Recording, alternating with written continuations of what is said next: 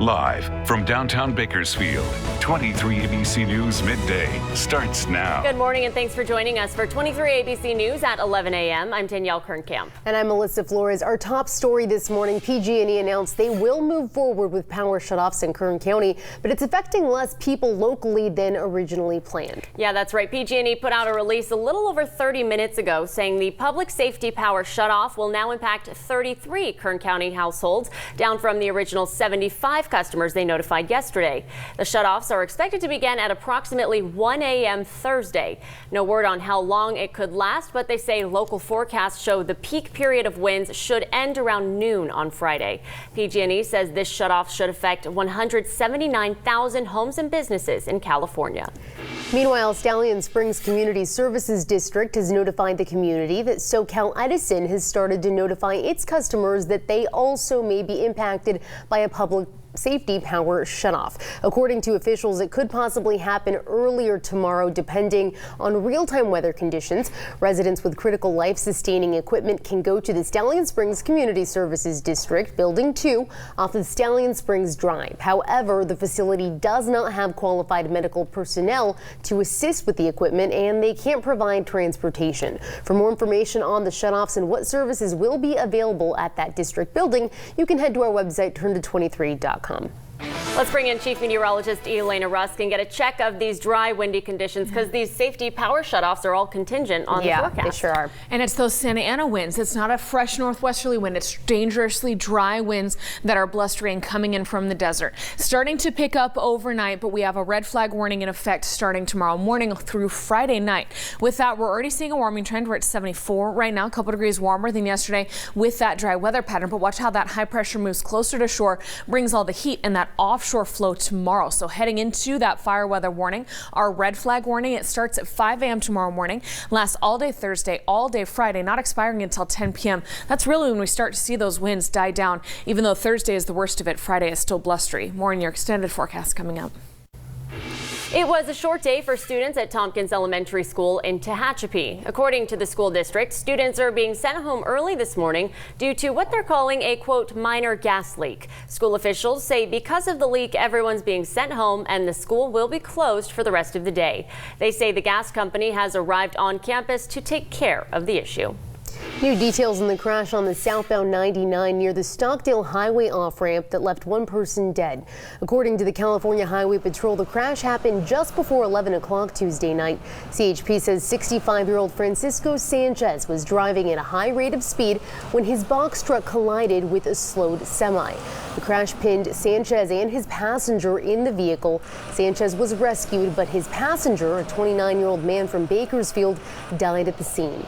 The driver and passenger in the semi-truck were not injured. Drugs and alcohol do not appear to be factors in the crash. The investigation is ongoing.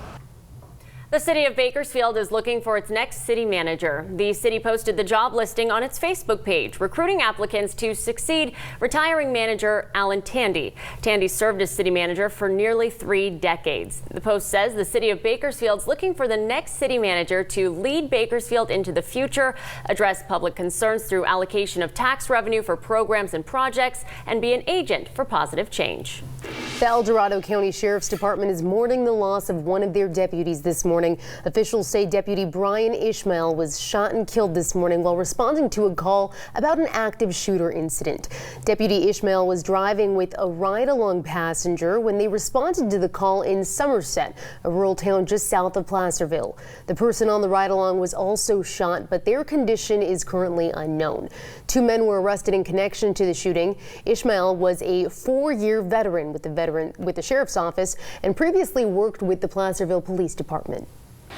Taking a look ahead now, 23 ABC will be covering several Kern County cold cases in an upcoming special newscast. Our special newscast, Kern County Unsolved, will air on Sunday, November 3rd at 6:30 p.m.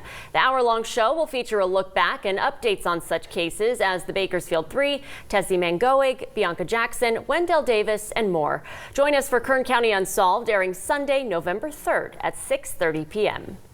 Now is the time to start cleaning out your medicine cabinet ahead of this Saturday's National Prescription Drug Take-Back Day. The U.S. Drug Enforcement Administration and local law enforcement are partnering to prevent pill abuse and theft by encouraging the public to bring in expired, unused, and unwanted prescription drugs. The national event is held twice a year, but for the first time, the DEA announced that they're going to accept electronic cigarettes and their cartridges, but they do ask that you take out the batteries. However, items that are not accepted do include needles, syringes, and sharps. Doctors say safely disposing of these items are important, and it helps out our community.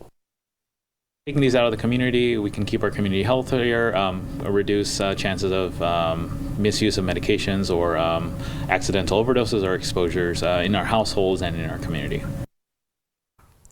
You can head to our website, turnto23.com, for a list of locations around Kern County that will be collecting this Saturday. Adventist Health is stressing the importance of getting checked for breast cancer this month. The medical group will be hosting free clinical breast exams this week to help local women and men get checked. The exams will be held tomorrow from 4 to 6 p.m. at the AIS Cancer Center, which is located on Chester Avenue. To reserve a spot for your screening, you can call 637-8321. Dignity Health was recognized for helping those with developmental disabilities land hospital jobs. 23 ABC's Daniela Garrido gives us an inside look at the Project Search program. These are the faces of the Project Search program at Dignity Health and Mercy hospitals. They do participate in 4 rotations, which is 3 months each. So they're not just staying in one department. They get the opportunity to work in 4 different departments.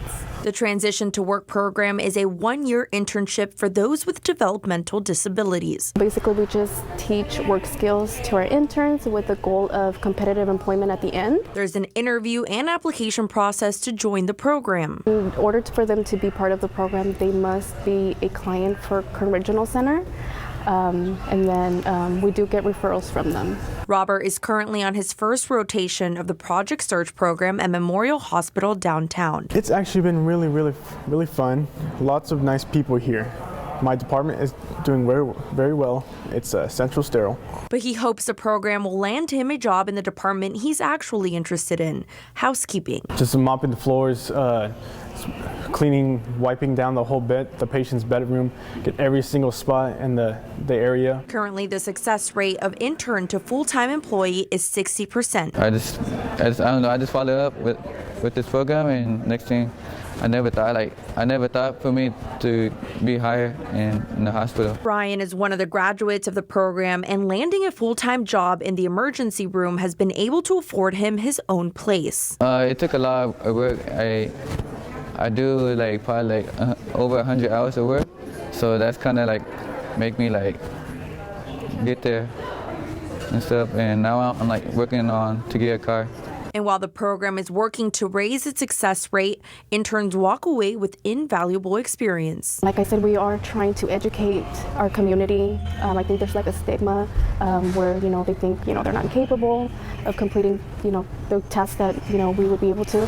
And then sometimes they don't want to pursue employment. Maybe they do go to college. They decide maybe that's not the road that they want to take. From Bakersfield, I'm Daniela Garrido, 23 ABC, connecting you.